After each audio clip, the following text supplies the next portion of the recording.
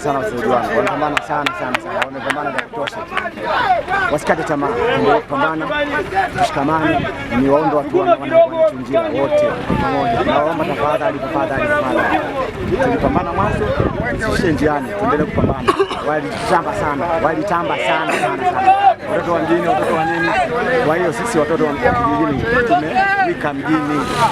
Asili kosi watu wa zamani maana yake. Kwa sisi sasa tumekuja kuwaonesha sisi ni vijana wa sasa. Allah ajalie mapambano yanaendelea. Mungu akijalia iko mbele nakuja chunjia. Asalamu alaykum. Asante sana. Kwa majina naitwa Saidi Mzungu, maarufu ni Saidi.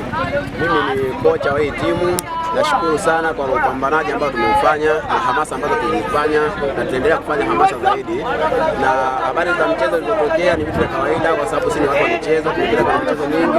Hizi vitu vinatokea, doubt za marefa, matatizo ya viongozi, haya ni vitu vya kawaida na kila mtu anayepitia kwenye haya mazingira.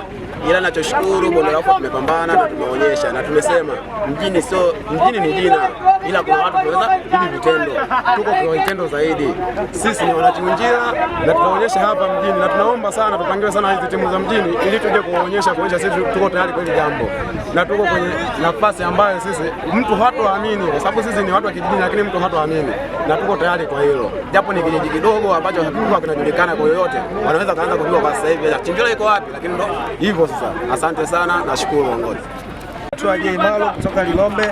Mimi ni mshabiki wa timu ya Chinjila kwa mechi ambayo jinsi ilivyochezeka leo. Hawa jamaa wako vizuri sana. Kwa hiyo naomba ndugu zangu wa Baghdad wajiandae, kwa sababu uwanja ni mzuri na mashabiki Asante sana. Unawaambiaje mashabiki? Bonde la Ufa ndio chama kamili. Mashabiki wote Bonde la Ufa ndio chama lao.